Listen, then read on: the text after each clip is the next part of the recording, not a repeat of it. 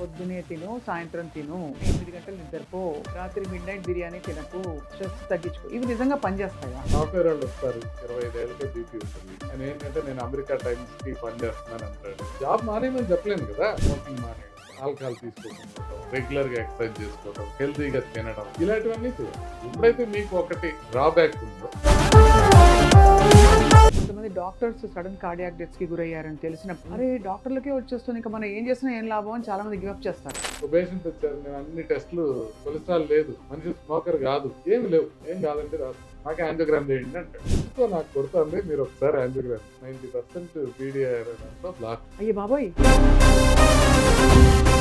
Heart attack వచ్చిందంటే కొంచెం వృద్ధులు, ముసలాళ్ళు అనేవాళ్ళు. ఇప్పుడు మీరేమన్నా యంగ్ పేషెంట్లు చూస్తున్నారా? మొన్న December 31st కి ఒక పేషెంట్ ఆయన వచ్చి 31st నైట్ నుంచి సిగరెట్ మానేద్దాం అనుకున్నాను సార్. 31st హార్ట్ అటాక్ వచ్చి ఇమీడియట్ గా స్టంట్ వేసాం, బాగానే ఉన్నాడు అనుకోండి. స్మోకింగ్ మానేయగానే హార్ట్ అటాక్ డిసీజ్ రిస్క్ 0 రాదు. కానీ యాడ్ లో అలాగే చూపించారు కదా సార్. యాడ్ లో కొంచెం ఎగ్జాగ్రిగేషన్ చేసి చెప్పొచ్చు, కానీ డాక్టర్లుగా మేము క్లియర్ గా ఏదైనా స్ట్రెస్, నీకు ఇన్ఫ్లమేషన్ ఉంది, ఈ రెండే చెప్తున్నారు అందరూ. హౌ టు బీట్ స్ట్రెస్ అని అడుగుదాం అనుకున్నాను మిమ్మల్ని. బ్రహ్మానందం గారు మనకి గుండె జబ్బులు తగ్గించడానికి చాలా హెల్ప్ చేశారు తెలుగు వాళ్ళకి. Is it scientific sir? ఇది సైంటిఫిక్. నెలలో కనీసం ఒక రోజు కూడా నవ్వని వాళ్ళకి గుండె జబ్బు వచ్చే అవకాశం ఉంది.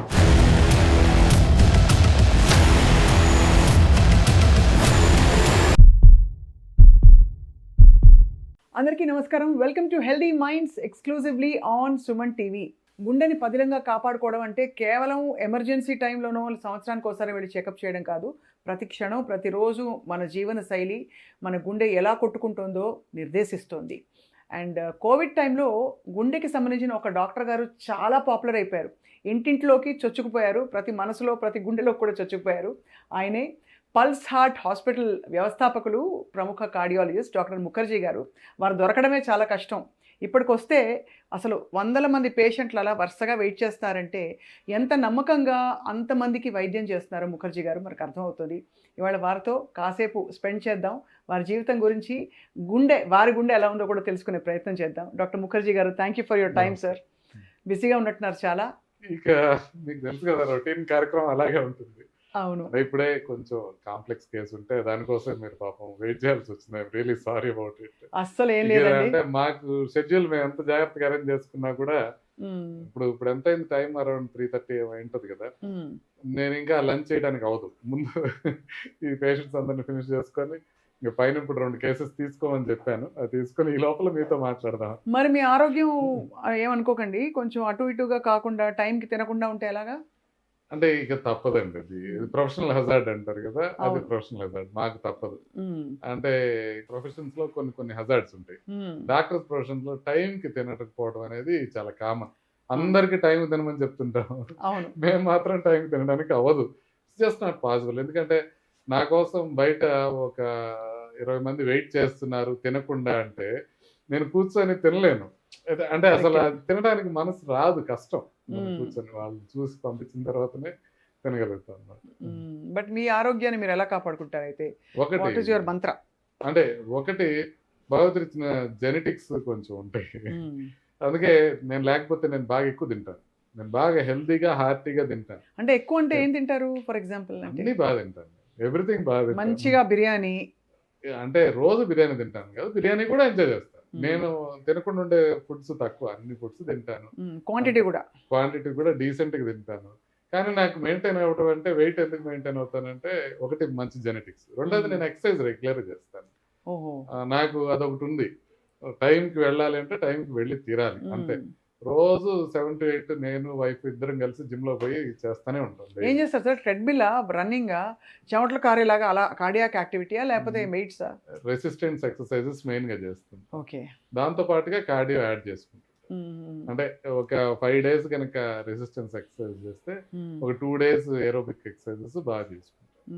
సో అందుకని అది రెగ్యులర్ థింగ్ అన్నమాట. అంటే డైలీ ఇది పడాల్సిందే, ఇది జరగాల్సిందే. అందుకే ఫుడ్ విషయంలో మనం చేయలేని విషయం, నిద్ర విషయంలో మనం చేయలేని విషయం, ఎక్సర్సైజ్ విషయంలో మాత్రం జాగ్రత్త. కానీ ఒక చిన్న డిస్క్లైమర్ ఏంటంటే, డాక్టర్స్ ఇన్ జనరల్, ఎస్పెషల్లీ కార్డియాలజిస్టులు, 10 ఏళ్ళ ముందు చచ్చిపోతారు.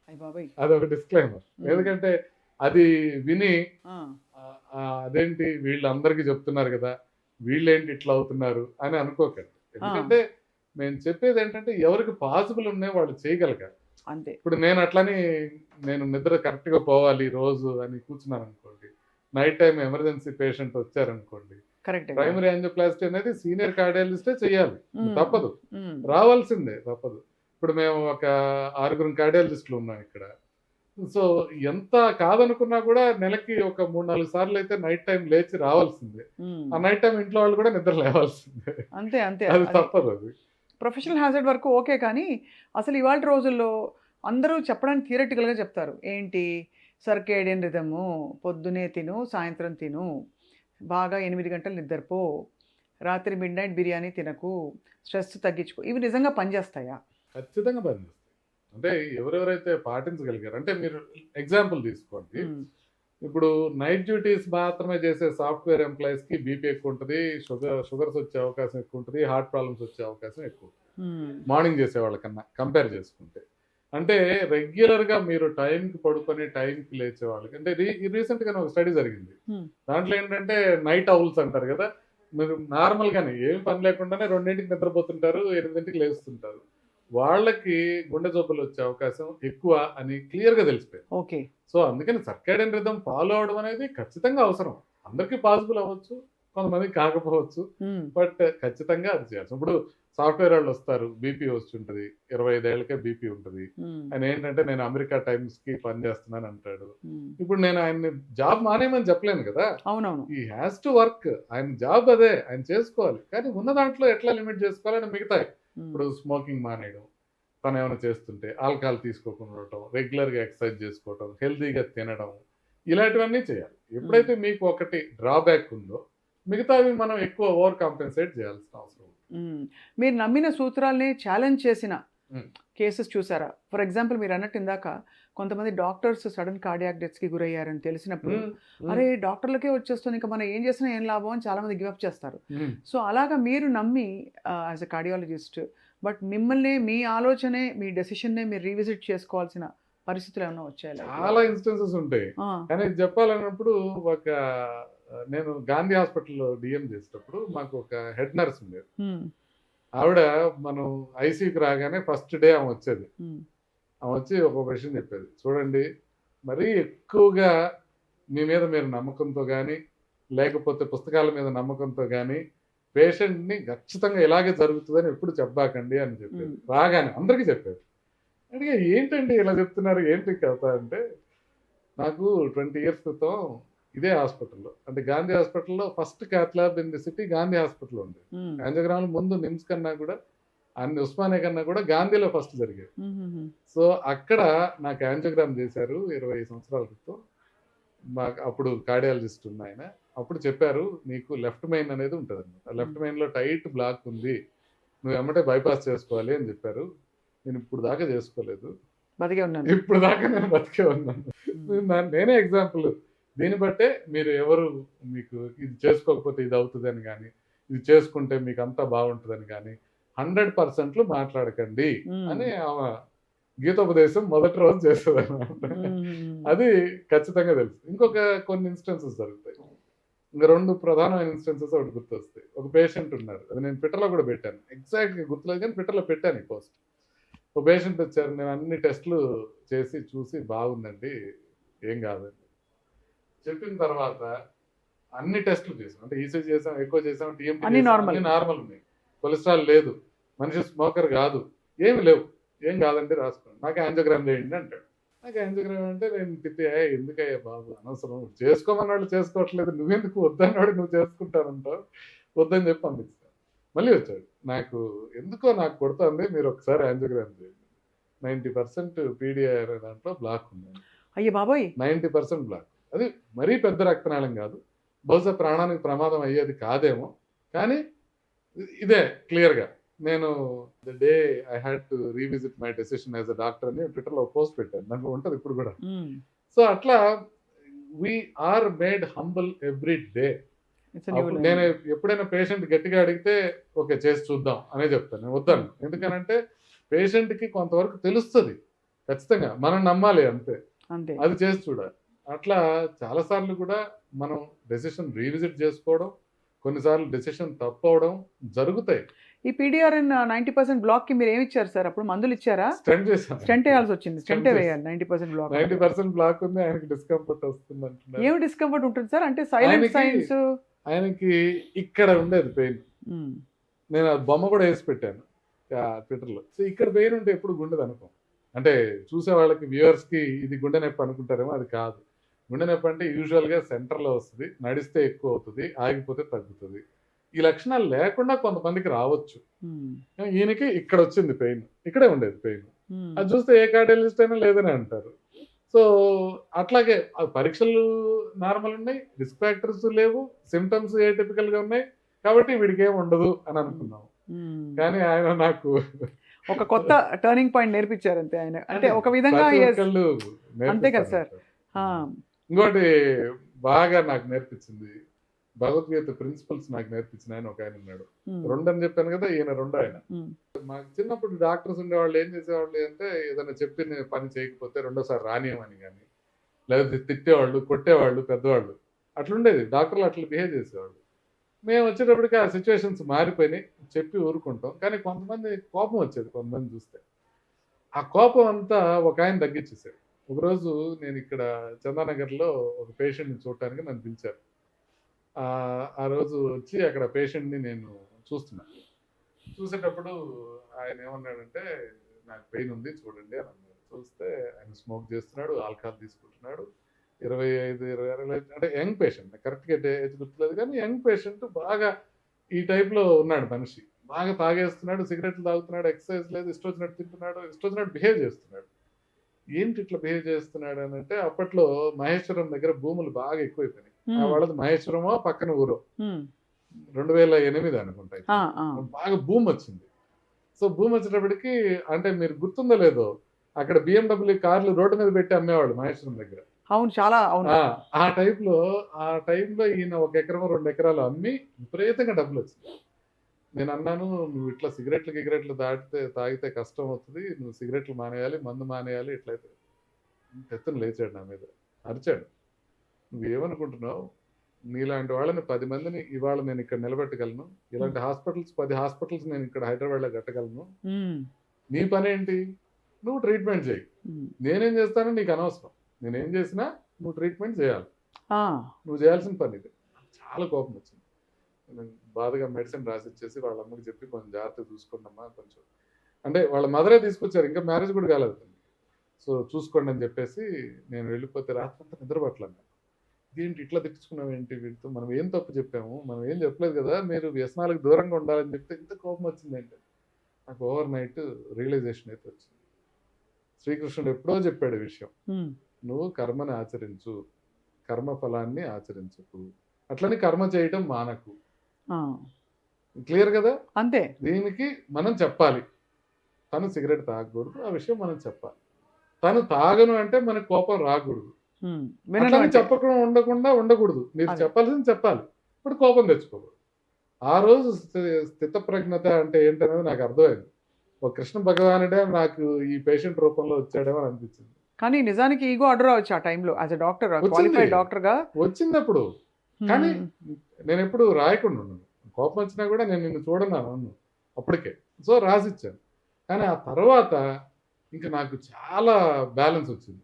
ఓకే, పేషెంట్ అనేవాళ్ళు వాళ్ళ ఇష్టం, వాళ్ళు సిగరెట్ తాగుతారు, వెయిట్ పెరుగుతారు, స్వీట్స్ తింటారు, షుగర్ ఉన్నా షుగర్ కంట్రోల్ చేసుకోరు, మెడిసిన్స్ వాడమంటే మధ్యలో మానేసి వస్తారు. మనం కోపడడానికి అవకాశం ఉంది. చెప్పాలి, ఇది తప్పు, ఇలా చేయకూడదు అని చెప్పాలి, గట్టిగా చెప్పాలి. కానీ మనం కోపం తెచ్చుకోవాలి. కోపం తెచ్చుకున్నాం అనుకోండి, ఆల్రెడీ 10 ఏళ్ళ ముందు కదా, ఇంకో 2 ఏళ్ళ ముందు, 12 ఏళ్ళ ముందు, అంతకుమించి ఏం జరగదు. కాబట్టి ఇప్పుడు కూడా నేను అందరికీ క్లియర్గా చెప్తా, ఎక్స్ప్లెయిన్ చేస్తా, ఇది కూడా చెప్తా, ఈ మాట కూడా చెప్తా. ఏమని, నేను ఇంతకన్నా గట్టిగా చెప్పను, ఎందుకనంటే ఇది కరెక్ట్ కాదు, మీరు అర్థం చేసుకుంటే చాలు. ఇప్పుడు హార్ట్ అటాక్ ఉన్న పేషెంట్ ఉన్నారు, హార్ట్ అటాక్ ఉన్న పేషెంట్ ట్రీట్మెంట్ తీసుకొని అంటాడు, నేను వెళ్ళిపోతాను అంటాడు. ఇప్పుడు మా సిస్టర్ చెప్పింది కదా, ఐసీయూ స్టాఫ్ నర్సు, నువ్వు ఖచ్చితంగా వెళ్ళి బయటకు వెళ్తే చచ్చిపోతావు అనేది చెప్పకూడదు, ప్రమాదం అనేది చెప్పాలి. అదేవిధంగా ఈ పేషెంట్ చెప్పాడు కదా, ఆయన ఇష్టం, ఆయన ఇక్కడ కాకపోతే ఇంకో చోటుకి వెళ్తాడు, ట్రీట్మెంట్ తీసుకుంటాడు. హార్ట్ అటాక్ ఉన్న టైంలో వేరే హాస్పిటల్కి వెళ్ళడం ప్రమాదం అని మీరు చెప్తారు, అంతే. అంతకుమించి ఏమి కలగజేసుకోవడం. కోపడటం, డామ్ డుమ్ అనటం, నిన్ను పంపించను అనటం, ఇలాంటివన్నీ ఉండవు. మీకు హార్ట్ అటాక్ వచ్చింది, హార్ట్ అటాక్ వచ్చినప్పుడు ఇది ప్రమాదం ఉంది, ఇమీడియట్ గా మీరు అడ్మిట్ అయ్యి ట్రీట్మెంట్ తీసుకోవాల్సిన అవసరం ఉంది. ఎందుకంటే టైం గడిచే కొద్దీ హార్ట్ డ్యామేజ్ అయితే తర్వాత చేసుకున్నా కూడా రిటర్న్ రాదు. కాబట్టి మీరు చేసుకోవాలి, ఇమీడియట్ గా చేసుకోవాలి మెడిసిన్ ప్రకారం. సో ఇక మీరు చేసుకోనంటారా? మీకు నేను చెప్పే విషయం కనుక ఈ గ్రావిటీ సిచ్యువేషన్ గ్రావిటీ అర్థమయ్యి మీరు నిర్ణయం తీసుకుంటే తప్పలేదు, మీ ఇష్టం. నేను అదే విషయం ఇక్కడ రాస్తున్నాను చెప్పేసి రాసి పంపించేస్తాను. నేను కోపం తెచ్చుకోను. అట్లా నేను రివిజిట్ చేసుకోవడం కాకుండా మనిషిగా నేను ఇంప్రూవ్ అవ్వడానికి పేషెంట్లు ఎంత హెల్ప్ చేశారు అనేది ఇది ఒక దృష్టాంతం. ఇప్పుడు అది సరే, అది చాలా ఇలాంటి మీరు వందలు చూసుంటారు మీ ఎంటైర్ కెరియర్లో సార్. మీరు ఆశ్చర్యపోయే మార్పులు వచ్చాయా ఇప్పుడు హెల్త్ కేర్లో? ఫర్ ఎగ్జాంపుల్, ఒకప్పుడు హార్ట్ అటాక్ వచ్చిందంటే కొంచెం వృద్ధులు, ముసలాళ్ళు అనేవాళ్ళు. ఇప్పుడు మీరేమన్నా యంగ్ పేషెంట్లు చూసేస్తున్నారా? అసలు 18 ఏళ్ళకి 20 ఏళ్ళకి కూడా ట్రీట్ చేసామండి హార్ట్ అటాక్లు. చాలా బాధ అనిపిస్తుంది. ఎందుకు వస్తున్నాయి సార్ అలాగా? ప్రధానమైన కారణం తక్కువ ఏజ్ లో రావడానికి స్మోకింగ్. ఓహో, స్మోకర్స్కే వస్తుంది అయితే ఎక్కువగా. అంటే స్మోకర్స్ కాకుండా ఉన్న వాళ్ళకి కూడా వస్తాయి, చాలా తక్కువ. బట్ ఎక్కువగా 40 ఏళ్ల లోపల హార్ట్ అటాక్ వచ్చే వాళ్ళలో 90% మంది స్మోకర్స్ ఉంటారు. మేము చదువుకున్న విషయం అదే, నిజంగా కనపడే విషయం అదే. స్మోకర్ కాకుండా ఎంగేజ్ లో ప్రాబ్లమ్స్ వచ్చేవాళ్ళు ఉన్నారు, బట్ రేర్. ఎందుకు, మన December 31st కి ఒక పేషెంట్, పేరు తెలుసు చెప్పను. సో ఆయన వచ్చి 31st నైట్ నుంచి సిగరెట్ మానేద్దాం అనుకున్నాను సార్. 31st హార్ట్ అటాక్ వచ్చి ఇమీడియట్ గా స్టంట్ వేసాం, బాగానే ఉన్నాడు అనుకోండి.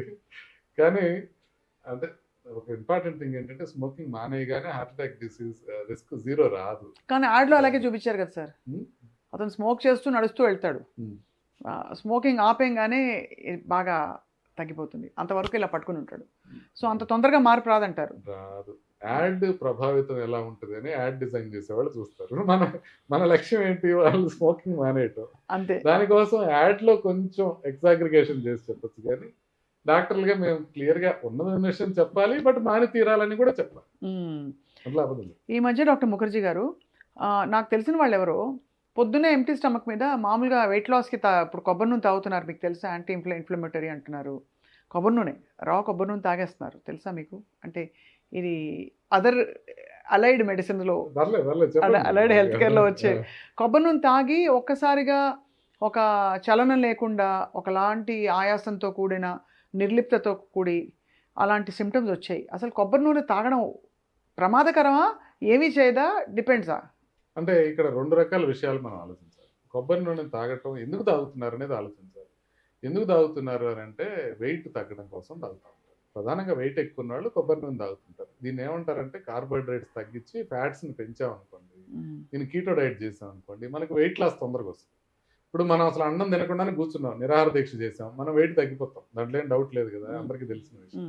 కరెక్ట్గా మీరు 2-3 రోజులు మానేస్తున్నా కూడా ఒక 2-3 కేజీలు తగ్గుతారు. బట్ అది కాదు కదా, మనం అట్లా ఉండలేం కదా, ఆకలి వస్తుంది కదా. ఆకలి తగ్గించాలంటే ఫ్యాట్ ఒక ప్రధానమైన ఆయుధం. ఫ్యాట్ తీసుకున్నాం అనుకోండి, ఆకలేదు. ఆ ఫ్యాట్ నెయ్యి రూపం కానీ, కోకోనట్ ఆయిల్ రూపంలో కానీ, కీటో డైట్ రూపంలో కానీ ఇట్లా తీసుకుంటూ ఉంటారు. కాకపోతే ఫ్యాట్ వలన గుండె ప్రాబ్లమ్స్ వచ్చే అవకాశం ఎక్కువ ఉంటుంది. కాబట్టి వీళ్ళు వెయిట్ తగ్గినా కూడా లాంగ్ టర్మ్ లో గుండె ప్రాబ్లమ్స్ ఎక్కువ వచ్చే అవకాశం ఉంటుంది, అది గుర్తుపెట్టుకోవాలి. సో దానికి మేము ఎట్లా విరుగుడు చెప్తామంటే, మీరు కార్బోహైడ్రేట్ తగ్గించుకోండి, తగ్గించుకున్న తర్వాత కొంచెం ప్రోటీన్, ఫైబర్ ఎక్కువ తీసుకోండి అని చెప్తుంటాం. అది ఇట్ మేక్స్ సెన్స్. కానీ మీరు ఒకసారి ఈ వీడియో పోస్ట్ చేసిన తర్వాత కొబ్బరి నూనె భక్తులు, నెయ్యి భక్తులు కింద తిడతా ఉంటారు నన్ను, ఈయనేదో దుర్మార్గుడు, ఈయనేదో దీనికోసం ఆశించి చెప్తున్నాడు, దానికోసం ఆశించి చెప్తున్నాడు. నాకు ప్రోటీన్ తినమంటే, ఫైబర్ తినమంటే వచ్చే లాభం ఏమీ లేదు, మాకు కోళ్ళ ఫారాలు లేవు. కాబట్టి క్లియర్ గా నేను చెప్పేది ఏంటంటే, మనం కార్బోహైడ్రేట్ తగ్గిస్తే బరువు తగ్గుతాం, కానీ ప్రోటీన్, ఫైబర్ పెంచుకుంటే బాగుంటుంది. బట్ కీటో డైట్ కానీ లేకపోతే కొబ్బరి నూనె ఎక్కువ తాగటం వల్ల కానీ గుండె జబ్బులు పెరిగే అవకాశం ఉంటుంది. అది షార్ట్ టర్మ్ లో మీకు కనపడదు, లాంగ్ టర్మ్ లో కనపడదు. కాబట్టి దాని మీద కొబ్బరి నూనె తాగమని చెప్పేవాళ్ళు ఎవరు కూడా ఈ కొబ్బరి నూనె తాగిన తర్వాత 20 ఏళ్ల తర్వాత తాగిన వాళ్ళకి తాగని వాళ్ళకి గుండె జబ్బులు ఎలా ఉన్నాయి డిఫరెన్స్ అనేది చెప్పి మాట్లాడరు. వాళ్ళు ఏం చెప్తారంటే, కావాలంటే మీరు చేసుకోండి, మేము కొబ్బరి నూనె తాగమంటాము, బట్ నా ప్రూఫ్ మీది, డాక్టర్లు మీరు పరీక్ష చేయండి, మేము చెయ్యం, మేము చెప్తాం అంతే. ఇది ప్రాబ్లం కొబ్బరి నూనె మీద. కాబట్టి మీరు చెప్పిన ప్రాబ్లం ఎక్కడ వస్తుంది, వీళ్ళకి ఇమీడియట్ గా ప్రాబ్లం రాదు, కానీ కొబ్బరి నూనె కానీ ఎనీ నూనె కానీ తాగేటప్పుడు దాని సర్ఫేస్ టెన్షన్ చాలా తక్కువ ఉంటుంది ఆయిల్కి. సో అందుకోసం ఏంటంటే మీకు ఊపిరితిత్తులోకి వెళ్ళిపోయే అవకాశం ఎక్కువ ఉంటుంది. అందుకే ఆయిల్ డైరెక్ట్గా తాగకూడదు. మీరు ఆయిల్ డైరెక్ట్గా తాగితే అది పొట్ట, ఇప్పుడు ఇక్కడ నుంచి అన్నవాహిక ఎట్లుంటుందో రెస్పిరేటరీ వేస్ కూడా ఇక్కడ నుంచే మొదలవుతాయి, లారింగ్స్ నుంచి. సో నార్మల్గా ఏమవుతుందంటే మనం తిన్నది డైరెక్ట్గా ఆహార వాహికలోకి వెళ్ళిపోతుంది. అవును. బట్ ఇట్లా సర్ఫేస్ టెన్షన్ తక్కువ ఉన్న పదార్థాలు ఏమైనా తీసుకుంటే, మీరు ఎస్పెషల్లీ ఆయిల్ తీసుకుంటే డైరెక్ట్గా మీకు కొంచెం పొలమారుతుంది. ఎందుకు పొలమారుతుంది అంటే అది గొంతులోకి వెళ్ళిపోతుంది. సో అందుకనే తీసుకునేది కొంచెం దేంట్లోనే కలిపి తింటే అట్లా పోదు. అది అట్లా తీసుకుంటే దాంతో ఇబ్బంది రాదు. సో అందుకే కెరసనాయిల్ పాయిజనింగ్ కానీ పెట్రోల్ పాయిజనింగ్ కానీ ఇలాంటివి మెయిన్ ప్రాబ్లమ్స్ ఎక్కడ వస్తాయంటే లంగ్స్లోకి వెళ్ళిపోయి లంగ్స్లో ఇన్ఫెక్ట్ అయ్యి వస్తాయి. ఎనీ ఆయిల్ మీరు తీసుకున్నప్పుడు పొట్టలోకే పోతుందని గ్యారెంటీ లేదు, అది లంగ్లోకి వెళ్ళిపోతుంది. అందుకోసమని అది అవాయిడ్ చేస్తే బెటర్. రైట్. అయితే మనకి సైలెంట్ వార్నింగ్ సైన్స్ ఏమైనా కనిపిస్తాయా? మనం పట్టించుకొని, సైలెంట్ అంటే సైలెంట్గా ఉంటే ఎలా కనిపిస్తుందని అడగచ్చు, బట్ అసలు మనం పట్టించుకోని సైన్స్, నీకు హార్ట్ డిసీజ్ ఉంది వెళ్ళి చెక్ చేయించుకో అని చెప్పేది బాడీ ఏమైనా చెప్తుందా మనకి? మీకు చాలా క్లియర్గా ఒకటి చెప్తాను. ఇది ఎన్నిసార్లు చెప్పినా అందరూ ఏదో ఒక రకంగా ఇగ్నోర్ చేస్తారు. మా అంకుల్ ఐఏఎస్ ఆఫీసర్, ఆయన ప్రిన్సిపల్ సెక్రటరీ రేంజ్, ఆయనే ఆశ్చర్యపోయారు. ఇదేంటి నువ్వు, ఇది నాకు తెలియదు ఈ విషయం అని. నడుస్తున్నప్పుడు మీకు చెస్ట్లో కనుక మంట వస్తుంటే అది గ్యాస్ కాదు. మీకు నొప్పి వస్తుంది అనుకుంటారు కదా, జస్ట్ మండుతుంది కొంచెం గ్యాస్ లాగా, కానీ నడిస్తే మండుతుంది. ఎస్పెషల్లీ అన్నం తిన్నాక నడిస్తే మండుతుంది, ఇది గ్యాస్ అనుకుంటారు. మీరు ఇది గుర్తుపెట్టుకోవాల్సింది, నడుస్తుంటే నొప్పి వచ్చినా, మంట వచ్చినా, బరువుగా వచ్చినా, ఏ విధమైన ఇబ్బంది వచ్చినా కూడా నడుస్తున్నప్పుడు వస్తుంటే అది గుండెకి సంబంధించింది అనుకోండి. నడిస్తే ఆయాసం వస్తే కాదు, ఇప్పుడు బాగా పరిగెత్తారు మీరు ఆయాసం వస్తుంది, అది కాదు. డిస్కంఫర్ట్ అంటే నొప్పి కానీ మంట కానీ బరువు కానీ ఏదైనా నడుస్తున్నప్పుడు వస్తే యూజువల్గా చెస్ట్లో మధ్యలో వస్తుంది, కానీ ఇక్కడ కొంచెం ఉదర భాగంలో ఎపిగాస్ట్రిక్ రీజన్లో వచ్చినా కూడా, లెఫ్ట్ సైడ్ వచ్చినా రైట్ సైడ్ వచ్చినా నడిస్తే వస్తుంది, ఆగిపోతే తగ్గుతుంది అని అంటే ఖచ్చితంగా కార్డియాలజిస్ట్ దగ్గరికి వెళ్ళి ఒకసారి యాంజియోగ్రామ్ చేయించుకోండి. అది చాలా ఇంపార్టెంట్, అది గుర్తుపెట్టుకోవాలి. అది ఎన్నిసార్లు చెప్పినా అది ప్రజల్లోకి వెళ్ళట్లా ఇంకా, ఎందుకంటే మంటలాగా వస్తుంది కాబట్టి అది గ్యాస్ అనుకుంటారు. కానీ తేనెపు వస్తే పోయింది అనుకోండి ఆ మంట, అప్పుడు అది కూడా తేనెపు వస్తే పోయినా సరే నడిస్తే వస్తే మాత్రం అది గుండెదే. ఎందుకంటే ఇవాళ పొద్దునే ఒక ఆయన వచ్చారు, ఆయన ఒక చోట యాంజియోప్లాస్టీ చేయించుకున్నారు. చేయించుకున్న తర్వాత ఆయన ఒక 2-3 months అవుతుంది. ఇప్పుడు ఆయనకి నడిస్తే గ్యాస్ లాగా గ్యాస్ పట్టుకుంటుంది, ఇక్కడంతా పట్టుకుంటుంది నడిస్తే. నేను ఆగిపోతే టక్కని 2-3 తేపులు వస్తున్నాయి, ఆ తర్వాత ఇంకేం లేదు, ఆ తర్వాత మళ్ళీ నడుస్తున్నా ఇంకా అంటారు. నడుస్తున్నారు, కొద్దిసేపు ఆగిన తర్వాత ఆగి 2-3 తేపులు వచ్చేదాకా తగ్గిపోతుంది డిస్కంఫర్ట్, ఆ తర్వాత ఎన్ని రౌండ్లు నడిచినా నొప్పి రావట్లేదు అంటారు. దీన్ని స్టార్టప్ యాంజినా అంటారు. అంటే నేను నడిచినప్పుడు మాత్రమే ఇనిషియల్ గా వస్తుంది, తర్వాత మీరు కొద్దిసేపు ఆగి కూర్చున్న తర్వాత ఇంకొద్దిసేపు నడిచినా కూడా ఏమీ రాదు, దాన్ని స్టార్టప్ యాంజినా అంటారు. కాబట్టి ఎప్పుడైనా సరే ఇదొక్క ఇన్ఫర్మేషన్ ప్రజలకు వెళ్తే చాలు. నడుస్తున్నప్పుడు డిస్కంఫర్ట్ వస్తే మాత్రం ఒకసారి చెకప్ చేయించుకోండి. ఏమీ లేకపోతే ఏమీ లేదు, 100% అని నేను చెప్పడం మానేశాను కదా హెడ్ నర్స్ గారు చెప్పడం వల్ల. కాబట్టి నడుస్తుంటే వస్తుంది అంటే మాత్రం మీరు ఖచ్చితంగా చెక్ చేయించుకోండి. మీరు ఇంత అంటే గుండె జబ్బులు, గుండె కోర్ ఆర్గన్, మనకి గుండె కొట్టుకోవడం అంటే ప్రాణంతో మనం పోలుస్తాం కాబట్టి, ఇంత లైఫ్ చూసి డాక్టర్ ముఖర్జీ మీకు ఏమనిపిస్తుంది? ఇప్పుడు పుస్తకాలు చదువుతారు, సినిమాలు చూస్తారు, you have seen so much of life. మీరు అసలు జీవిత సారం ఏమనిపిస్తుంది? ఏంటి, what is the essence of life అనిపిస్తుంది? ఇలా మనం ఇప్పుడైతే మరీ అసలు పిచ్చ పెరిగిపోయిందండి, ఆరోగ్యాన్ని చూసుకుంటూ శరీరాన్ని చూసుకునే పిచ్చి విపరీతంగా పెరిగిపోయింది. అందరూ అన్నీ ట్రై చేసేస్తున్నారు, అన్నీ అర్జెంటుగా అలా అయిపోయింది. So what do you feel sir about? చాలా కష్టమైన ప్రశ్న అడిగారు. దీని మీద చాలా అన్వేషణ చేసుకున్నాను నేను. అంటే నేను జిడ్డు కృష్ణమూర్తి గారిని ఫాలో అవుతుంటాను. జిడ్డు కృష్ణమూర్తి గారు అంటే నాకు చాలా ఇష్టం, నేను ఎందుకంటే దాన్ని కంప్లీట్గా దాన్ని ఫాలో అవుతుంటాను. అది చదివిన భగవద్గీత మొత్తం చదువుకొని చూశాను. అంటే ది పర్పస్ ఆఫ్ లైఫ్ అని కానీ, లేకపోతే ది యాక్చువల్ మీరు అడిగారు చూసారా జీవన సారం ఏంటి అని కానీ, చాలా లోతైన ప్రశ్నలు అవి. అవి ఎవరికి వాళ్ళు ఒక నిర్ణయానికి రావాలి. నాకున్న క్లారిటీ నాకుంది, అది మాటల్లో చెప్పలేను. అది అందరికీ ఎవరికి వాళ్ళు రావాల్సిందే. ఈ మాటల్లో చెప్తే దాని విలువ తగ్గిపోతుంది, అది చాలా బనాల్ అనిపిస్తుంది. అంటే it's like Schrodinger's cat, the moment you open that there will not be anything. Quantum physics లాంటిది. అంటే నాకు నాకు అస్సలు అర్థం కాలేదు కాబట్టి నేను ఇలా చెప్తున్నాను అనుకోవచ్చు, మీరు ఆర్ ఫెయిర్ అండి, మీరు అనుకోవచ్చు, తప్పలేదు. నాకు తెలిసింది నిజమో కాదో నాకు తెలియదు, కానీ నాకు ఉన్న పరిధిలో నేను అనేక గంటలు మెడిటేషన్ చేసిన తర్వాత నాకు ఒక క్లారిటీ ఉంది. మీకు రావాలి అని అంటే మీరు రెగ్యులర్గా మెడిటేషన్ చేయాలి. జిడ్డు కృష్ణమూర్తి గారు చెప్పిన ప్రక్రియలో చేయాలి. ఆయన జిడ్డు కృష్ణమూర్తి గారు ఒక ప్రక్రియ చెప్తాడు మీకు, అంటే పెద్ద ప్రక్రియ ఉండదు దానికి. మిగతా వాళ్ళు చెప్పే మెడిటేషన్కి జిడ్డు కృష్ణమూర్తి గారు చెప్పేదానికి కంప్లీట్గా డిఫరెన్స్ ఉంటుంది. ఇప్పుడు మీరు మైండ్ని అబ్జర్వ్ చేయండి అని చెప్తారు చాలా మంది, గాలి పీల్చుకోవటాన్ని అబ్జర్వ్ చేయండి అని చెప్తారు చాలా మంది. ఈ అబ్జర్వ్ చేసేది కూడా మీరే అనేది చెప్తాడు జిడ్డు కృష్ణమూర్తి గారు. ఆ రియలైజేషన్ వచ్చినప్పుడు ఒక క్షణం మీరు కంప్లీట్గా your thought cease to exist, టోటల్గా థాట్ వెళ్ళిపోతుంది. ఆ మైండ్ ఆ టైంలో మీకు క్లారిటీ పూర్తిగా వస్తుంది. సో ఇది ఇంతకన్నా వరస్ట్ ఆన్సర్ మీరు వినుండరు. I don't judge you for that, but that is the truth. కాదు సార్, మీ అనుమతితో చిన్న జోక్ వేస్తా. మామూలుగా జిడ్డు గుండెకి మంచిది కాదు, ఈ జిడ్డు మాత్రం చాలా మంచిది. జిడ్డు కృష్ణమూర్తి గారు అది ఖచ్చితంగా, అంటే బికాజ్ ఆయన ప్రొఫౌండ్ ఇంపాక్ట్ చేశారు in opening the heart and being present to your self.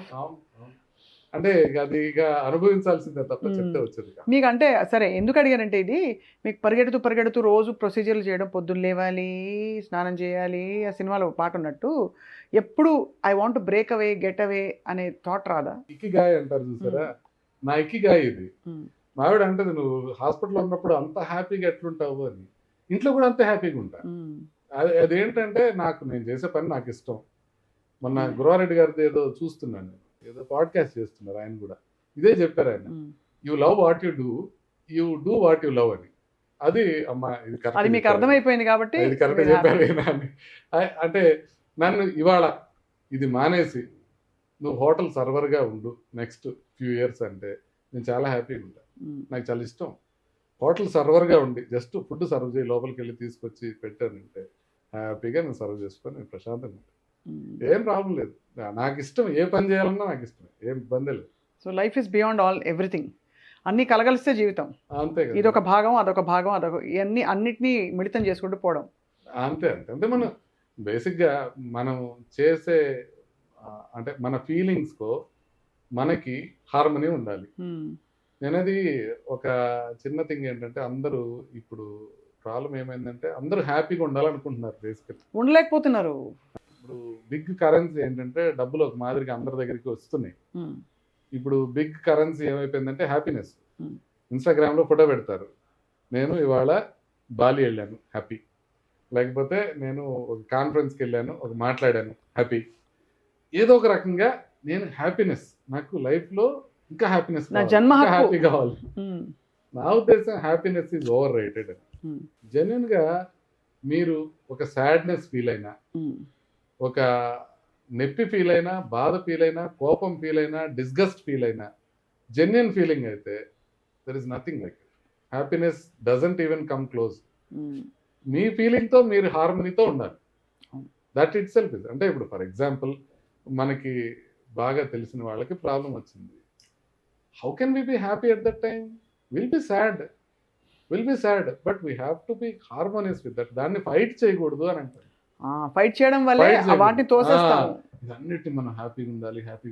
ఏంటండి హ్యాపీగా ఉండేది? ఇట్స్ ఒక ఫియర్ ఆఫ్ మిస్సింగ్ అవుట్ ఒకటి అందరికి వచ్చేసింది. అన్ని చోట్ల అన్ని చోట్ల అంతా నేను ఇంకా ఎక్స్పీరియన్స్ కావాలి. నాకు కెన్యా వెళ్ళాను, ఇక్కడికి వెళ్ళాను, అక్కడ తిరగాలి, అక్కడ తిరిగితే హ్యాపీనెస్ వస్తుంది, ఇంకా సంపాదిస్తే హ్యాపీనెస్ వస్తుంది, ఏదో చేస్తే హ్యాపీనెస్ వస్తుంది. రాదు. ఎందుకు రాదు అని అంటే హ్యాపీనెస్ కోసం చూడటమే కరెక్ట్ కాదు అని అంటున్నారు. కరెక్టే, అవును. దాని వెతుకులాటలోనే ఇంత ట్రై చేసేస్తున్నారు అందరూ. ఇంతకు ముందు అందరూ డబ్బుల కోసం ఎత్తుకునేవాళ్ళు, ఇప్పుడు డబ్బుల కోసం కాదు, ఇప్పుడు హ్యాపీనెస్ కోసం. ఇది ఒక న్యూ కరెన్సీ అయిపోయింది. నేను హ్యాపీగా ఉండాలా, నా పిల్లలు హ్యాపీగా ఉండాలా. పిల్లాడికి దెబ్బ తగిలి ఏడుస్తుంటే అయ్యో వీడు హ్యాపీగా లేడని బాధపడటమే తప్ప, నిజమే వాడికి దెబ్బ తగిలిన వాడు ఏడుస్తాడు కదా. అవును, కరెక్టే కదా సార్. ముఖర్జీ గారు, మీరు పెళ్ళిళ్ళకి వెళ్తారా? వెళ్తుంటాను, కాకపోతే కొంచెం తక్కువగా. చాలా అంటే ఒక 10-15 పెళ్ళిళ్ళకి పిలిస్తే ఒక పెళ్లికి వెళ్ళగలుగుతాను. నాకు వెళ్ళాలని ఉంటుంది. అంటే పెళ్ళిళ్ళు సింబాలిక్ గా చెప్పాను, ఈ సోషలైజింగ్ ఈవెంట్స్ వీటికి నాకు చాలా ఇష్టం. నాకు ఇష్టం, కానీ నాకు I cannot attend many parties కానీ ఫంక్షన్స్ కానీ. వెళ్తే బాగా ఎంజాయ్ చేస్తాను, శుభ్రంగా ఎంజాయ్ చేస్తాను. రీసెంట్ గా మా క్లాస్మేట్స్ రీయూనియన్ చేసుకున్నాం, MBBS లో జాయిన్ అయ్యి 35 years అయింది. 1990లో జాయిన్ అయ్యాం. అందరం కలిసి గోవాకి వెళ్ళాం. ఒక 3 days ఉన్నాం. మా క్లాసులో మెజారిటీ అమ్మాయిలు ఉంటారు. ఒక 60 మంది అమ్మాయిలు ఉంటే ఒక 40 మంది అబ్బాయిలు ఉంటారు. సో అందరం చాలా మంది వచ్చారు. అందరం కలిసి వెళ్ళాం. అంటే బాగా ఎంజాయ్ చేసాం ఉన్న దాంట్లో. మేమున్న 3 days లో బాగా ఎంజాయ్ చేసాం. నేను వెళ్తే అని కుదిరితే నాకు బాగానే ఉంటుంది. మావాడు కోప్పడి పంపించింది, నువ్వు అసలు ఏడకి పోవట్లేదు పో. వారికి కొంచెం ఈజీ అయి ఉంటుంది అంటే బికాజ్ ఆవిడ డెర్మటాలజీ కాబట్టి. మీ అంత ఎమర్జెన్సీస్ రావు కదా డెర్మటాలజీలో, తక్కువ ఎమర్జెన్సీస్ ఉండవు, practically nothing. So she can అంటే space out her day and plan చేసుకో. కానీ she loves me so much. తన హ్యాపీనెస్ అంతా నా టైం మీద ఆధారపడి ఉంటుంది. అవునా? అందుకని తను డెర్మటాలజిస్ట్ అయినా కార్డియాలజిస్ట్ లాగే తన లైఫ్ స్టైల్ ఉంటుంది. ఇక నేను ఎప్పటికి ఇంటికి వెళ్తే అప్పుడే మేము కలిసి కూర్చుంటాం, కానీ కలిసి బయటకు వెళ్తాం. మేము పిల్లలతో కలిసి కొంచెం బయటకు వెళ్తాను. అంటే పిల్లలు ఫార్మేటివ్ ఇయర్స్ లో, ఇప్పుడు ఇద్దరు టీన్స్ లో ఉన్నారు. వాళ్ళ ఫార్మేటివ్ ఇయర్స్ లో నేను ఉండలేకపోతున్నాను, వాళ్ళతో స్పెండ్ చేయలేకపోతున్నాను అనేది చాలా బాధ అనిపిస్తుంది. సో అందుకని ఉన్న టైం ఈ హాస్పిటల్ తర్వాత ఇంట్లో వాళ్ళతో స్పెండ్ చేయటం. అందుకని దీంట్లో ఇక చాలా మంది కోపడతారు, ఏంటి అంత పొగరా ఈయనకి రావట్లేదు పిలిస్తే అని. కానీ పొగరని కాదు, నాకు అసలు ఈ రెండింటి మధ్యలో నాకు ఇంకా వేరే చేయటానికి అసలు ఏమాత్రం కుదరట్లా. అవును, కుదరట్లా. అందుకనే అంటే చాలా జాగ్రత్తగా టైం ఖర్చు పెట్టుకుంటాను. నేను సినిమాలు బాగానే చూసేవాడిని. నేను సినిమాలు చూడటం మానేశాను వెళ్తుంటే. అంటే నాకంతటికి నాకు హ్యాపీనెస్ ఇవ్వడం అనేది కాకుండా, నేను చేయాల్సిన పనిలో నాకు హ్యాపీనెస్ వస్తున్నప్పుడు ఇంకా వేరే దాన్ని ఎత్తుకోవడం. నేను బుక్స్ బాగా చదువుతాను, నాకు ఫిక్షన్ అంటే నాకు పిచ్చి. నాకు చాలా బాగా చదువుతాను నేను ఫిక్షన్. ఎవరి బుక్స్ ఎక్కువ చదివారు? అన్ని చదివేశారా? అన్ని అంటే అన్ని రకాలు? ఏ పేరు చెప్పినా నేను చదువుకుంటాను, అన్ని చదువుతాను. అంటే ఇప్పుడు బాగా చదువుతుంది ఏంటి, రాబర్ట్ గాల్బ్రైత్ అని ఉంటుంది, జేకే రోలింగ్స్ కొత్తగా బుక్స్ రాస్తుంది, స్ట్రైక్ సిరీస్, అవన్నీ చదువుతుంటాను నేను. జెఫ్రీ ఆర్చర్ కానీ, రాబర్ట్ లడ్లమ్ కానీ, అయాన్ రాండ్ కానీ, రామ్ గోపాల్ వర్మ గారి మీద చెప్తుంటారు కదా ఇప్పుడు అయాన్ రాండ్ గురించి అని. అవును, మీరు చదివారా? అంటే నేను చిన్నప్పుడే చదివాను దాన్ని.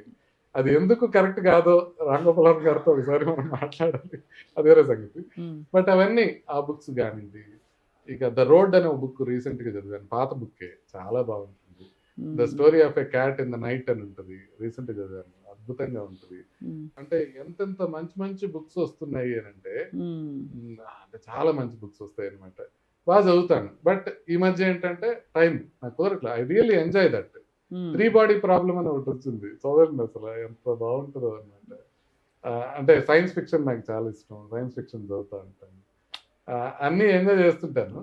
కానీ నేను నా తగ్గట్టు అన్నిటిని అభిరుచుల్ని బ్యాలెన్స్ చేయడానికి కొంత టైం సరిపోదు. బట్ ఇన్ని పుస్తకాలు చదువుతున్నారు, ఇంతమంది వందల పేషెంట్లు చూస్తూ అంటే చాలా గొప్ప విషయం. మీకు పుస్తకం అంటే చదవడం ఎంత ఇష్టమో.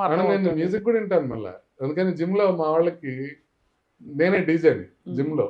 ఆ 7 to 8 నేనే పాటలు పెడతాను. ఇంగ్లీషా, హిందీయా, తెలుగా? జపాన్ కూడా పెడతాను. రీసెంట్ గా జస్ట్ ఎ బాయ్ అని జపానీస్ సాంగ్ వచ్చింది, మీకు ఇన్స్టాల్ వినపడుతుంటుంది, అది పెడుతుంటాను. అది ఇప్పుడు కొత్త పాటలు చాలా మంచి ఉంటాయి. అంటే కొన్ని కొన్ని పాటలు అలా హత్తుకుంటాయి. తెలుగు పాటల్లో కొంత రీసెంట్ గా నిదురన్నది లేదే నీ వల్ల ఓ పిల్ల అనే పాట ఉంది, చిన్నది, ఒక చిన్న చరణం, అద్భుతంగా ఉంటుంది. అట్లాగే పాడతారా మీరు? నేను పాడటం రాదు, but I enjoy, I listen to that. కొన్ని కింగ్డమ్ లో ఒక పాట చాలా బాగుంది, తండేల్లో ఒక పాట చాలా బాగుంది. కొత్తగా ఇప్పుడు కూడా సిరివెన్నెల గారి బాగా ఎంజాయ్ చేసేవాడు. మీరు మా అందరికంటే చాలా అప్డేటెడ్ ఉన్నారు సార్ ఫ్రాంక్లీ పాటలు అవి. నాకు వివేక్ సాగర్ మ్యూజిక్ కొత్త ఎంత బాగా చేస్తున్నాడు మ్యూజిక్, దాంట్లో చూస్తాను. మళ్ళా ఇప్పుడు ఇంగ్లీష్ సాంగ్స్ మొత్తం వింటాను, అన్ని జానర్ వింటాను. మా పిల్లలకి క్లాసిక్ సాంగ్స్ నేను వాళ్ళు పోటీ పడి వింటుంటాం, కంట్రీ మ్యూజిక్ వింటుంటాం, కార్పెంటర్ సాంగ్ వింటుంటాం. మా పిల్లలు ఇద్దరు చిన్నవాళ్ళైనా కూడా కార్పెంటర్ సాంగ్ తో నాతో వైఫ్ అవుతుంటారు. సో అట్లాంటి సాంగ్స్. వైఫ్ నేను హిందీ సాంగ్స్ బాగా చేస్తాం. అంటే సూఫీ చాలా ఇష్టం వైఫ్ కి, సూఫీ గజల్స్ అవి తెగ వింటాం అన్నమాట. మీరు ఆవిడని మిస్ అవుతున్నారని మాకు అర్థమైంది సార్, ఎందుకంటే ఇందాక నుంచి 4 సార్లు ఆవిడ ప్రస్తావించారు మీరు. సో మేడం హ్యాపీ ఫీల్ అవుతారు లైఫ్ లో మోర్ దెన్ హాఫ్ కదండి. అంటే న్యాచురల్లీ ఆఫ్ కోర్స్ అంటే వీ హ్యావ్ గ్రేట్ మూమెంట్స్. తను డిస్కవర్ చేసిన సాంగ్స్ కొన్ని ఉంటాయి, పాకిస్తానీ సాంగ్స్ ఉంటాయి, బ్యూటిఫుల్ సాంగ్స్. నాకు ఆతిఫ్ అస్లం అంటే ప్రాణంగా ఉండేది. అది వాడి వ్యూస్ నచ్చక, యాంటీ ఇండియా వ్యూస్ నచ్చక వాడిని వినడం మానేశాను. అదర్వైజ్ ఆతిఫ్ అస్లం వాయిస్ వింటే నాకు అసలు ఏంటి ఇంత బాగా పాడతాడు అనిపించింది. అంటే సాంగ్స్ లో అంత గ్రామర్ అంత బాగా రాదు తనకి, అవును, తాళం ఇవన్నీ బాగా రావు, కానీ వాయిస్ ఉంటుంది, అద్భుతంగా ఉంటుంది. సో అట్లా అంత మ్యూజిక్ వినాలి, బుక్స్ చూడాలి. సినిమా ఎక్కువ చూసుంటారని మీరు, మలయాళం సినిమా ఎక్కువ అని వచ్చింది రీసెంట్ గా. అవును, మన దీనిలో వచ్చింది కదా, ఓటీటీలో వచ్చింది, ఓటీటీలో. ఎక్కువ అని. చాలా బాగుంటుంది సినిమా. మావాడు ఓల్డ్ జపనీస్ సినిమాలు చూపిస్తుంటాడు. ది పర్ఫెక్ట్ డేస్ అని మన జపనీస్ సినిమా ఒకటి చూపించాడు, అద్భుతంగా ఉంటుంది. అంటే you cannot imagine, it is all about toilet cleaner. Toilets clean చేస్తుంటాడు జపాన్ లో. ఎంత బాగుంటుంది అంటే, implore you please see that. డెఫినెట్గా పర్ఫెక్ట్ డేస్ అని Japanese. There is so much of world which we don't know. అట్లని ఆర్టిఫిషియల్ ఇంటెలిజెన్స్ వచ్చిన తర్వాత మనకి ఇన్ఫర్మేషన్ ఫింగర్ టిప్స్ లో ఉంటుంది. There is so much I want to learn. నేను sudden గా ఆర్టిఫిషియల్ ఇంటెలిజెన్స్ అడుగుతాను, నేను చాట్ జీపీటీని కానీ జెమిని ఇప్పుడు ఇంకా బాగుంది. సో వరల్డ్ వార్ 2 అసలు ఎందుకు స్టార్ట్ అయింది అనేది చెప్పి, అది నేను స్పీకర్ పెట్టేస్తే అది చదువుతూ ఉంటుంది. మనం స్నానం చేసినంతసేపు వినొచ్చు, దాని గురించి తెలుసుకోవచ్చు. మనకి తెలియని కంట్రీస్ చాలా ఉన్నాయి, ఆ కంట్రీస్ గురించి తెలుసుకోవచ్చు. వాస్తవం. మీరు యాక్చువల్లీ నేను నెక్స్ట్ ప్రశ్నకి మీరు ముందే సమాధానం చెప్పేశారు. సారీ, ఎందుకంటున్నానంటే sir, no, why I said that specifically is stress is a very big thing these days. Everybody is talking about only stress, health point of view నుంచి. ఏదైనా స్ట్రెస్, నీకు ఇన్ఫ్లమేషన్ ఉంది, ఈ రెండే చెప్తున్నారు అందరూ. So how to beat stress అని అడుగుదాం అనుకున్నాను మిమ్మల్ని, బట్ మీరు ఆల్రెడీ ఇవన్నీ చేసి బీట్ చేస్తున్నారు. నేను రోజు ఒక ఏదో చిన్న యూట్యూబ్ వీడియో పెడుతుంటా. ఇవాళ ఒక యూట్యూబ్ వీడియో రికార్డ్ చేశాను. దాంట్లో నేను చెప్పింది, బ్రహ్మానందం గారు మనకి గుండె జబ్బులు తగ్గించడానికి చాలా హెల్ప్ చేశారు తెలుగు వాళ్ళకి అని. ఎందుకంటే హ్యూమర్ అనేది ఒక great thing. Is it scientific sir, it is scientific, or is just అంటే నవ్వుతూ ఉండే హాయిగా ఫిలాసఫికల్? It is scientific. నేను దానికి ఎవిడెన్సెస్ కూడా పొద్దున వీడియోలో చెప్పాను, నా ఛానల్లో. ఒకసారి చెప్తాను, అవన్నీ స్లైట్లీ బోరింగ్, ఎందుకంటే నేను పర్ఫెక్ట్ గా స్టడీస్ కోట్ చేసి చెప్తాను. But it is scientifically proven that humour నవ్వే వాళ్ళకి, నవ్వని వాళ్ళకి ఇన్ఫ్లమేషన్ తక్కువ ఉంటుంది, వాళ్ళకి VO2 max ఎక్కువ ఉంటుంది. మీరు నెలలో కనీసం ఒకరోజు కూడా నవ్వని వాళ్ళకి గుండె జబ్బు వచ్చే అవకాశం ఆల్మోస్ట్ రెట్టింపు అయిపోతుంది. సో ఇవన్నీ ప్రూవెన్ ఫ్యాక్ట్స్, పబ్లిష్డ్ ఫ్యాక్ట్స్, నేను చెప్తున్నాయి కదా. అందుకని you have to laugh at your self. నేను చేసేది లాఫ్ ఎట్ యువర్ సెల్ఫ్ అంటే ఒక చిన్న ఇన్స్టెన్స్ గుర్తొచ్చింది. చెప్పండి సార్. నేను కోవిడ్ టైంలో బాగా ఎక్కువ టీవీలో కనపడేవాడిని, మీరు కూడా చాలాసార్లు రోజు ఇదే పని ఉండేది. ఎందుకంటే ఇంట్లోనే ఉండేవాళ్ళం, బయటకు వెళ్ళేవాళ్ళం కాదు. అదే ఇంటర్వ్యూలు, చాలా ఇంటర్వ్యూలు చేస్తూ ఉండేవాళ్ళం. ఆ తర్వాత ఒకరోజు క్యాత్ ల్యాబ్లోకి నేను వెళ్ళి ఏదో కేసు చేసి బయటకు వస్తుంటే, మా ప్రేమ్చంద్ అని నా కొలీగ్ ఉంటారు, ఆయన ఒక పేషెంట్ని చూస్తూ ఉంటే నేను బయటకు వస్తున్నప్పుడు ఆమె నన్ను చూసి, మీరు ముఖర్జీ గారు కదా అంటే, అప్పట్లో మనకి ఫేమ్ కొంచెం కొత్తగా ఉంది, కొంచెం గాలి పీల్చుకొని హ్యాపీ అయ్యాను. అదేంటి నన్ను గుర్తుపెట్టారు అని చాలా హ్యాపీ అయ్యాను. నేను గుర్తుపట్టి అవునండి అని. మా ప్రేమ్చంద్ ఇబ్బందిగా చూస్తున్నాడు అక్కడ, ఆయన పేషెంట్ని చూస్తున్నాడు అక్కడ. నేను అక్కడికి వెళ్ళగానే ఆమె కనపడి ఇబ్బంది చూస్తే అవునండి అన్న, చాలాసార్లు చూశానండి మీది అని చెప్పింది. అవునమ్మా, థ్యాంక్ యూ అన్న. మీరు టీవీలో కొంచెం తెల్లగా కనపడతారండి అని. అదనమాట ఆమె డౌట్. ఆమె డౌట్ ఏంటంటే, ఇదేంటి మీరేమో ఇక్కడ అంత తెల్లగా కనపడలేదు, టీవీలో తెల్లగా కనపడుతున్నారు అంటే. అలాగే ఉంటాయి అంటే చాలా వరకు. చక్కగా అది కూడా పెట్టాను నేను. మీ ఆవిడకి చెప్పలేదా సార్? నేను ఇమీడియట్ గా చెప్పాను, వైటనింగ్ చేయమని.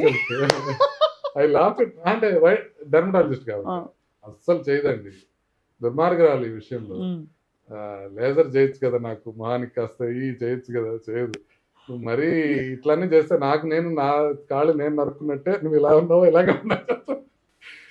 అది జోకింగ్. బట్ అప్పుడప్పుడు రావచ్చు కదా, తన పైనే ఉంటుంది, తన ప్రొసీజర్ రూమ్ 4th floor లో ఉంటుంది. వచ్చి లేజర్ అని ఏదైనా చేయించుకోవచ్చు కదా అంటే, నాకు టైం చూసుకోవడానికే చాలాసార్లు టైం దొరకదు. సో పోయి చేయించుకోవడం, ఒక అరగంట కూర్చోవడం అనేది next impossible. There are some things I look like what I look, simple, and I'm unapologetic about it. And then I don't try to do anything great to improve my looks or anything. నా knowledge improve చేసుకోవాలని నాకు చాలా కోరిక ఉంటుంది. ఒక అంటే భగవంతుడు మనకి ఇచ్చిన టైం చాలా తక్కువ, మనం నేర్చుకోవాల్సింది చాలా మిగిలిపోయిందన్న బాధ ఎక్కువ ఉంటుంది దీనికన్నా. అందుకని దాని మీద టైం స్పెండ్ చేయడానికి కుదరదు. బాగుంది సార్, అమేజింగ్. మీరు ఎంత వెల్ రౌండెడ్ పర్సనాలిటీ. అంటే డాక్టర్లు అందరూ ఎస్పెషల్లీ మీలాంటి బిజీ డాక్టర్ ఎప్పుడు చాలా మైండ్లో కూడా హడావిడిగా ఉంటారు. బట్ మీరు చాలా చిల్డ్ అవుట్గా ఉన్నారు. లేకపోతే తొందరగా పోతాం ఇంకో 2 ఏళ్ళు. అయ్యి బాబాయ్, ఇది నిజమా సార్? కార్డియాలజిస్టులు నిజంగా 10 ఏళ్ళు తక్కువ ఆయుష్ ఉంటుంది అనేది అవునండి, నేను జోక్ చేయట్లా. It's a published fact. ఇప్పుడు ఇన్ రెట్రోస్పెక్ట్ అనిపిస్తుంది. డాక్టర్సే, డాక్టర్స్ జనరల్ డాక్టర్స్, కార్డియాలజిస్ట్ కొంచెం స్ట్రెస్ ఉంటుంది కదా. వద్దు సార్ బాబాయ్, డాక్టర్లు క్యాన్సర్లు కూడా ఎక్కువ వస్తాయి. ఎందుకంటే కార్డియాలజిస్ట్ క్యాత్ ల్యాబ్ లో ఉంటాం కదా, ప్రొసీజర్స్ చేస్తాం. రేడియేషన్ వల్ల అందరికి ప్రపంచవ్యాప్తంగా మెనింజియోమా అనేది రైట్ సైడ్ ఎక్కువ ఉంటుంది. మేము నిలబడినప్పుడు రేడియేషన్ సోర్స్ లెఫ్ట్ సైడ్ ఉంటుంది. ఓన్లీ కార్డియాలజిస్టులకి మాత్రం లెఫ్ట్ సైడ్ ఎక్కువ వస్తుంది. కాలేజ్లో తెలుసుంటే బహుశా మీరు ఆ సర్వరే అయిపోయేవారేమో. I don't mind. మీరు అన్నారు కదా మీకు లవ్ టు సర్వ్ ఫుడ్. నాకు టీచింగ్ అంటే ఇష్టం, but I don't mind anything. I'm happy that. So sir, as we conclude, I just have a quick couple of questions. ఏంటంటే ఇవాళ based on all your experience with life, అన్ని stress మొత్తం అన్ని థియరీలు కాచి వడబోస్తే best advice ఏమి ఇస్తారు మన ప్రేక్షకులకి, చూస్తున్న వాళ్ళకి? నేను ఇచ్చే advice simple and easy to follow. You follow the things that you know. మీకు ఖచ్చితంగా మంచివి అని తెలిసినవి పాటించండి, నిర్మమాటంగా పాటించండి. రెండో అడ్వైస్ ఏంటంటే కొన్ని హ్యాబిట్స్, మీరు మంచి హ్యాబిట్స్ అలవాటు చేసుకోవాలి. ఇప్పుడు నేను సరిగ్గా నిద్రపోలేకపోతున్నాను కదా అని, అంటే నేను చాలా ఫాస్ట్ నిద్రపోతాను, బట్ టైమింగ్స్ కుదరవు. మీరు టైంకి నిద్రపోవటం కానీ, టైంకి తినటం కానీ, ఎక్సర్సైజ్ రెగ్యులర్గా చేయటం కానీ చేయాల్సి ఉంటుంది. అయితే ఆ హ్యాబిట్స్ ఫామ్ చేసుకోవడం చాలా ఇంపార్టెంట్. దానికి ఆ హ్యాబిట్స్, అటామిక్ హ్యాబిట్స్ అని ఒక పుస్తకం ఉంటుంది కదా, చూసే ఉంటారు. ఆ హ్యాబిట్స్ ఫామ్ చేసుకోవడం ఎట్లా మొదలవుతుంది అంటే చిన్న దీంతో మొదలవుతుంది. అంటే మీరు ఫర్ ఎగ్జాంపుల్ స్నానం చేసే ముందు ఒక 5 నిమిషాలు నడవాలి అనేది పెట్టుకోండి. రోజు 5 నిమిషాలు నడవండి, నెమ్మదిగా కొంచెం పెంచుకోండి. Habit important. హెల్తీ హ్యాబిట్స్ కనుక చేసుకున్నట్లయితే, మీకు తెలిసిన విషయాలనే మీరు పాటించినట్లయితే, మీరు చాలా కాలం హెల్తీగా హ్యాపీగా ఉండేదానికి అవకాశం. చాలా బాగుంది సార్. I think beautiful. ఇది అటామిక్ హ్యాబిట్స్ ఏంటది? అటామిక్ హ్యాబిట్స్ పుస్తకం మేము చదువుతాం. నెక్స్ట్ ఇయర్ కల్లా మళ్ళీ అందరూ రిజ్యూవినేట్ అయ్యి, రీఇన్వెంట్ అయ్యి చిల్గా హక్కున మటాటా అనమాట. Very good. హక్కున మటాటా. ఆల్వేస్ వండర్ఫుల్ కాన్వర్సేషన్ సార్ మీతో. కోవిడ్ టైంలో కూడా you made such an impact. మీరు ఆల్మోస్ట్ ఒక ఎన్సైక్లోపీడియా అయిపోయారు ఆ టైంలో. అంటే రెవల్యూషన్స్ మెడికల్ ఫీల్డ్లో వస్తున్నాయి అప్పుడప్పుడే, బట్ మీరు అందరికంటే ముందు వాటిని పసిగట్టడం, తెలుసుకోవడం, అందరికీ చెప్పడం, దానివల్ల చాలామంది ఒక ఊరట చెందారు. సో తప్పకుండా మీతో మేము అప్పుడప్పుడు సంప్రదింపులు జరుపుతాం, మిమ్మల్ని అప్పుడప్పుడు డిస్టర్బ్ చేస్తాం ఇలా. సో నెక్స్ట్ మేము లంచ్ ఆన్ మై ప్లేట్ అని మీ డాక్టర్ గారు ఏం తింటారని చెప్పి డాక్టర్స్తో నేను I'm going to do special series. మీ భోజన వేళ మేము చొచ్చుకొచ్చేస్తాం. ఆ టైం ముందు చెప్పండి, బికాజ్ అది 3 గంటల 6 గంటల అని. అంటే ఏదన్నా హాలిడే రోజు ఎట్లా. Sure sir. Thank you so much doctor Mukherjee. Nice meeting you.